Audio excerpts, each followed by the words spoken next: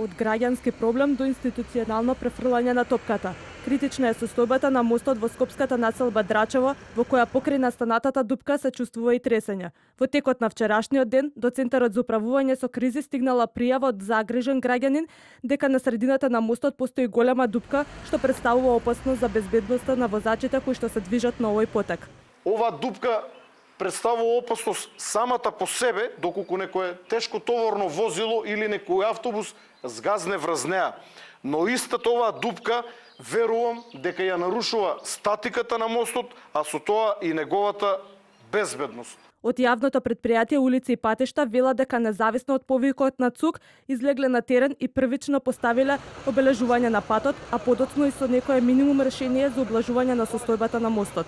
Safety first, меѓутоа ако така стварно е тоа парола и девиза, тогаш како може да дојде до ваква состојба? Јас не треба да го коментирам тоа. Нека ценат сите оние што го гледале видеото и нека си имаат свој суд и свое мислење за тоа.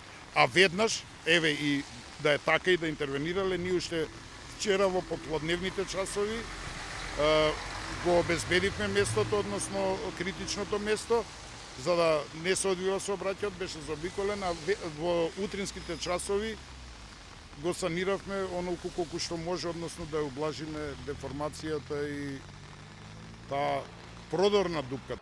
Од предпријатието додаваат и дека ова е заеднички интерес кој треба да го решат заедно со јавното предпријатие Државни патишта, а оттаму за телевизија 24 велат дека проблемот не е нивен, туку настанал поради реконструкција на патот кој што е во изградба на јавното предпријатие улици и патишта. Не сакам да коментирам, мислам толку е што има реконструкцијата на околината, значи мостот не е пропаднат во Осовински све, локално е пропаднат, одредена деформација на мостот е настаната на одредено место. Значи, статиката на мостот е пореметена не од пропаѓање на темелите и фундаментите на мостот, него е настаната од деформации кои што се настанати на коловозната површина.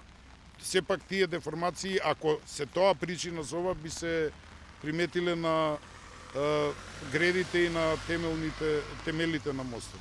Од предпријатието апелираат да се избегне движењето на тешки товарни возила со цел да се избегнат дополнителни оштетувања. Следни чекори за решавање на овој проблем се изработка на проект за санација и реконструкција како на овој, така и на други мостови на територија на град Скопје, кои уште во 2018 година со инспекцијски извештај биле предадени во службите на град Скопје.